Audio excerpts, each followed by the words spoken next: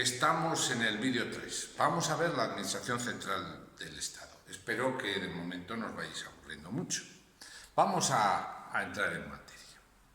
Bueno, la Administración Central del Estado, digamos que como tal, o la Administración General del Estado, la podemos categorizar en 4 tipos de órganos administrativos. Lo que sería la Administración Central, compuesta por el Gobierno, el Presidente del Gobierno, los vicepresidentes y el Consejo de Ministros y los ministros. La Administración Periférica, es decir, aquellos órganos que tienen administración en las comunidades autónomas y en las provincias, como es el delegado del Gobierno en las comunidades autónomas o el subdelegado del Gobierno en las provincias. La Administración Exterior, es decir, la representación de España entre otros países, como embajadas, consulados, representantes, etc. Y los organismos públicos. Los organismos públicos hay de 2 clases, los organismos autónomos, que ya veremos, y las empresas públicas, aquellas empresas que tienen participación por parte del Estado.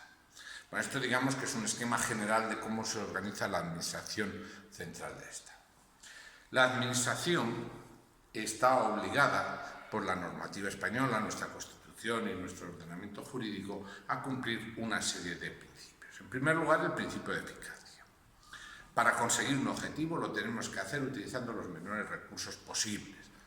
Es decir, que si necesito dar 2 pasos para alcanzar mi objetivo, llegar hasta una puerta, no voy a dar 5, ¿vale? Aunque parece que a veces la Administración da 5 pasos en lo que los demás podemos dar 2. El principio de jerarquía. Los órganos administrativos se van organizando. Un ministro está por debajo del Consejo de Ministros, un ministro está por debajo del vicepresidente del Gobierno y un vicepresidente del Gobierno está por debajo del presidente del Gobierno. Un subdelegado del Gobierno está por debajo del delegado del Gobierno, ¿vale? Principio de descentralización. El principio de descentralización habla del principio de que la administración tiene que acercarse lo más hasta el ciudadano. La descentralización conlleva a una rendición de cuentas con mayor transparencia, con más eficacia, con mejor cercanía y acceso a los ciudadanos. Y por lo tanto significa un menor coste para las administraciones. Y también nos habla la descentralización de una vinculación mayor con los ciudadanos. Estar presente donde están los ciudadanos, no sea algo que está creado ahí en el limbo de los justos y que no sabemos dónde está. Otro principio es el principio de desconcentración. El principio de desconcentración es que los diferentes órganos no tiene por qué decidirlo todo el ministro, sino que las tomas de decisiones que realice la Administración se va delegando en los órganos inferiores cada vez más cerca de los ciudadanos. Y así vamos liberando para decisiones más importantes a los ministros y demás. Y luego el principio de coordinación. No sería normal que una administración diga A y otra B. Una te subvencione por hacer A y otra te subvencione por hacer no A. Que a veces sucede. Y vemos casos y se ve en los telediarios, en la televisión, y bueno, pues esto hace que se pierda mucha transparencia, que se pierdan muchos costes y que no se sea eficaz. Bueno, ¿quién compone la Administración Central del Estado? Pues en primer lugar tenemos el presidente del Gobierno, que es elegido por el Congreso de los Diputados, por mayoría absoluta en primera votación, mayoría simple en segunda votación, a X días. Normalmente se presenta el candidato más votado dentro del Parlamento. Cada partido político, de acuerdo con sus resultados, presenta un candidato, el rey señala a aquel que puede componer el gobierno y lo nombra. Este presidente hace su gobierno y elige a los vicepresidentes y a los ministros, ¿vale? La reunión de los vicepresidentes, el presidente del gobierno y los ministros es lo que denominamos Consejo de Ministros, que se realiza en la Moncloa. Y la reunión de varios ministros bajo la cabeza de un vicepresidente o sin un vicepresidente son las comisiones delegadas del gobierno para conocer determinados asuntos que se necesitan para coordinar los diferentes ministerios.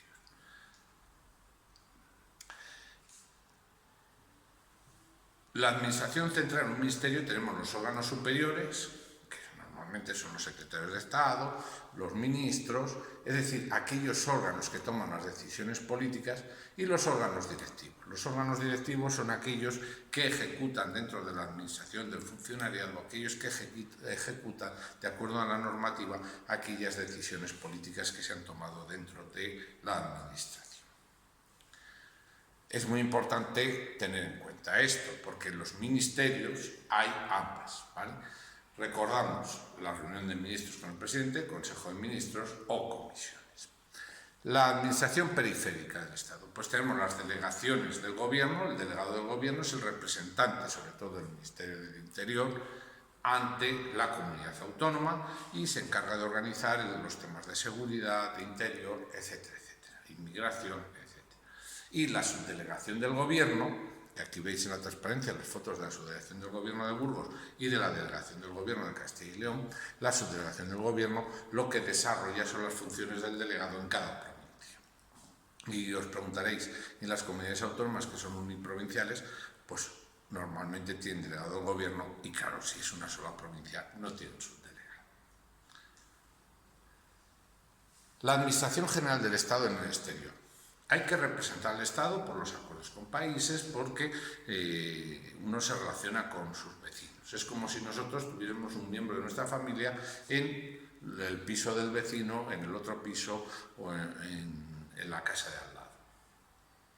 Normalmente tenemos las embajadas, que son las representaciones permanentes ante determinados países. España no tiene embajadas en todos los países y la embajada de un país puede desarrollar la representación del Estado español ante varios países. Las misiones diplomáticas permanentes ante las organizaciones internacionales. España monta una misión diplomática permanente que puede ser permanente, por ejemplo, la ONU, la Unión Europea, etcétera, o bien puede ser la OIT, etcétera, o puede ser temporal para ciertas conferencias o ciertas. Y luego están los representantes o misiones diplomáticas, que es esto lo que hablaba, más los consulados de España. El cónsul ante un país es el que representa a los ciudadanos españoles y resuelve los problemas de los ciudadanos españoles ante ese Estado donde está.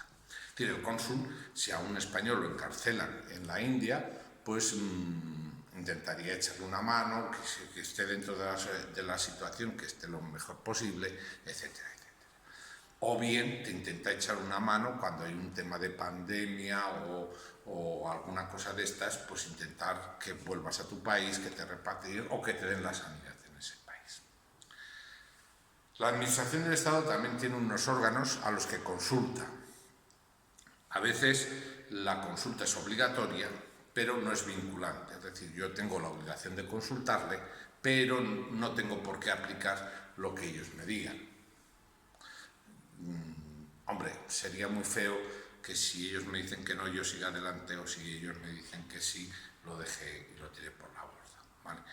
Hay dos que son el Consejo de Estado, que toda normativa tiene que pasar por el Consejo de Estado obligatoriamente, aunque su informe no sea vinculante, y el Consejo Económico y Social, donde están representados los empresarios, artesanos, los trabajadores, a través de los sindicatos, etcétera, etcétera. Es decir, las fuerzas económicas del Estado. Y a los que hay que consultar pues, los temas, por ejemplo, de derecho del trabajo o los temas económicos, etcétera. ¿Vale? Y esto es una administración consultiva. Normalmente se establece la obligatoriedad de consultarles, pero ya os digo que no hay vinculación.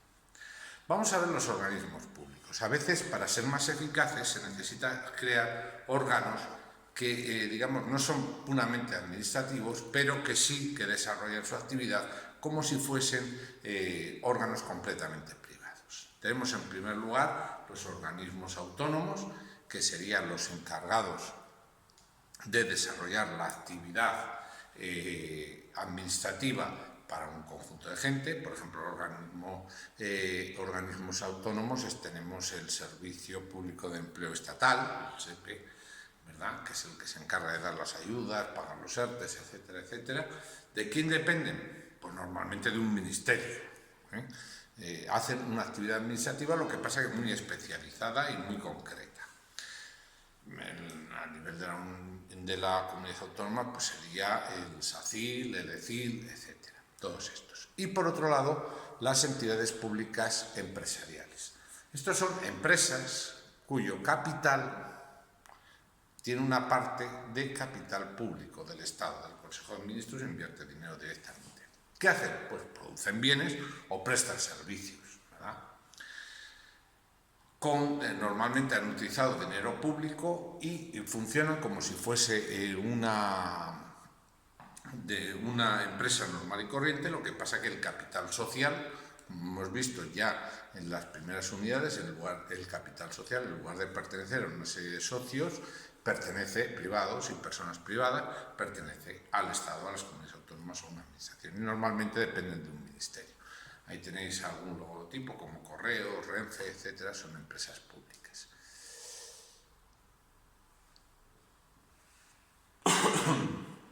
Bueno, por otro lado hay órganos que también se dedican al control financiero, a cómo se gasta el dinero y si se gasta debidamente. Tenemos dos órganos, el Tribunal de Cuentas y la Intervención General de la Administración del Estado.